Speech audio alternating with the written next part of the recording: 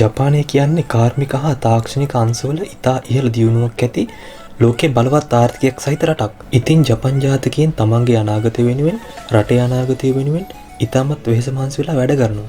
ඉතින් මේ වෙහෙස මහන්සිය නිවා ගන්න විවිධ විනෝදාංශ සහ ක්‍රීඩාවල යෙදීමටත් ජපන් ජාතිකයන් අමතක කරන්නේ නැහැ. මේ විනෝදාංශ අතරින් තමන්ගේ පවුලේ අය සමග පෙම්වතිය හෝ පෙම්වතා සමග බෝට්ටු පැදීමට මාළු ඇල්ලීමට ලොකු කැමැත්තක් දක්වනවා.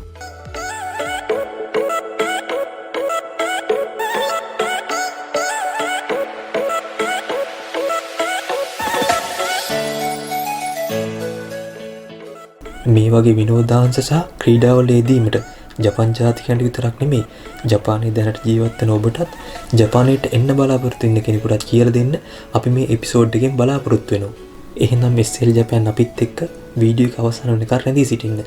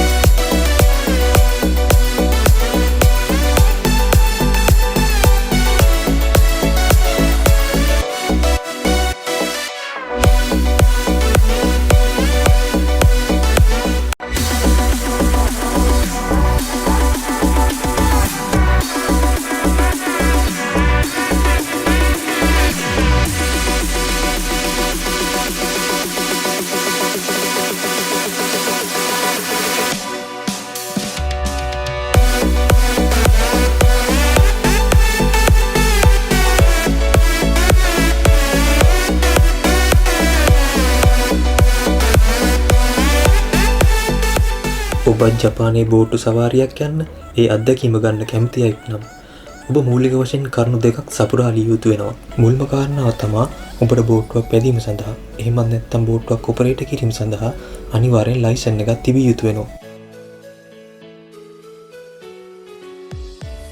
දෙවෙනි කාරණාව තමයි ඔබට යොකෝහාමා මරීනා සේ ස්ටයිල් ක්ලබ් එකේ සමාජිකත්වයේ තිබිය යුතු වෙනවා.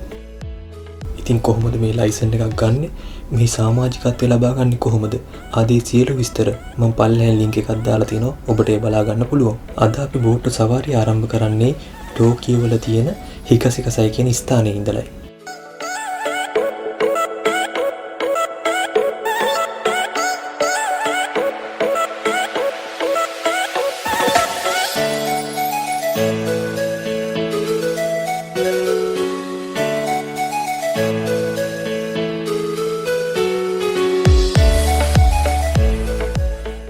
මෙම ආයතනයට ඇතුල් වෙනවත් සමගම මේ වගේ අලංකාරවත් ලෙස සකස් කරන ලද ස්ථානයක් ඔබට බලා ගන්න පුළුවන්. මෙහි පළමු මහලෙහිද ඉතා අලංකාර ලෙස සකස් කරන ලද ආපන ශාලාවක් ඔබට දැක ගැනීමට පුළුවන්.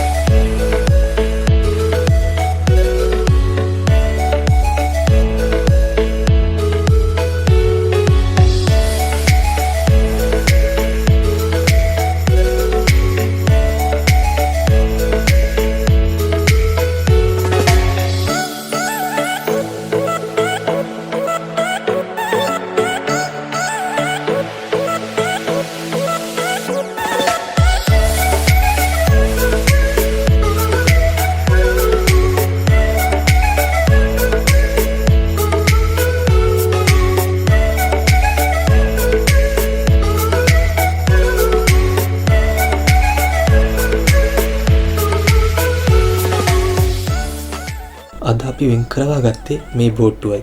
එහෙනම් බෝට්ටුව යන ගමන් අපි ඉතින් ටික කතා කරමු.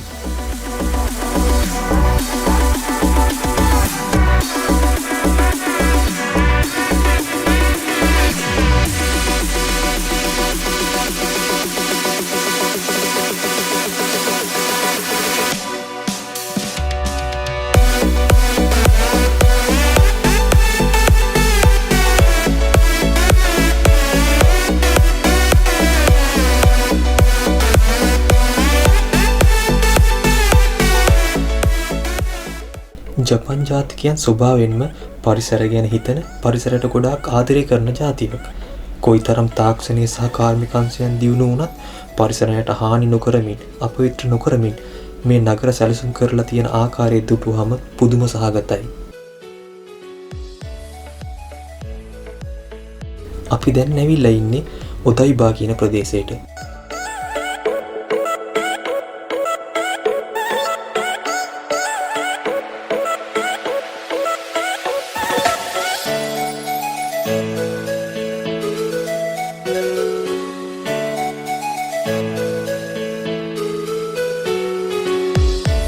මේ දකින්නේ 2020 ටෝකියෝ ඔලිම්පික් එක සඳහා සකස් කරන ලද විශාල ඔලිම්පික් ලාංඡනයයි.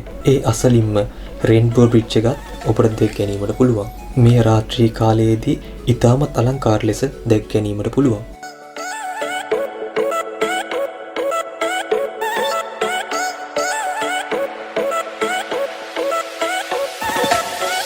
ටෝකියෝ ඩිස්නි සී එකත් ඔබට දැන් දැක ගැනීමට පුළුවන්.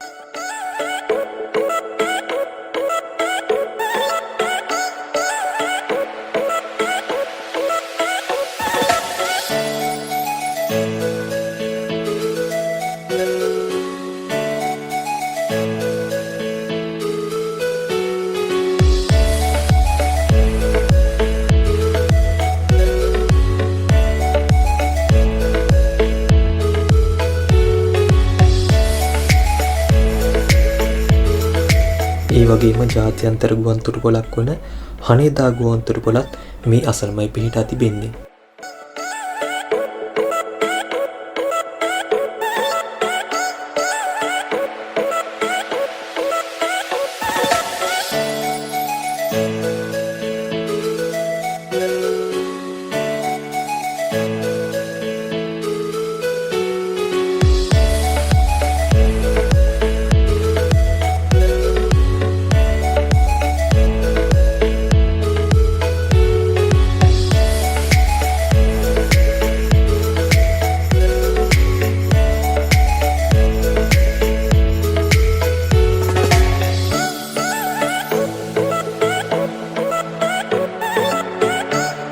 ඇත්තටම වචනෙන් කියා ගන්න බැරි ලොකු අත්දැකීමක් ලොකු විනෝදයක් අද අපි ලබා ගත්තා. ඉතින් මේ වගේ තැනකට ඇවිල්ලා ඔයාලත් මේ අත්දැකීම මේ විනෝදය අනිවාර්යෙන් ලබා ගන්න කියලා ඉල්ලන ගමන් SL Japan YouTube channel එක subscribe කරන්න, ඒ වගේම මේ වීඩියෝ එක අනිත් අයටත් බලන්න share කරන්න, මේ වීඩියෝ එක like කරන්න කියලා ඉල්ලන ගමන් ඊළඟ episode එකේදී අපි නැවත හමු වෙමු.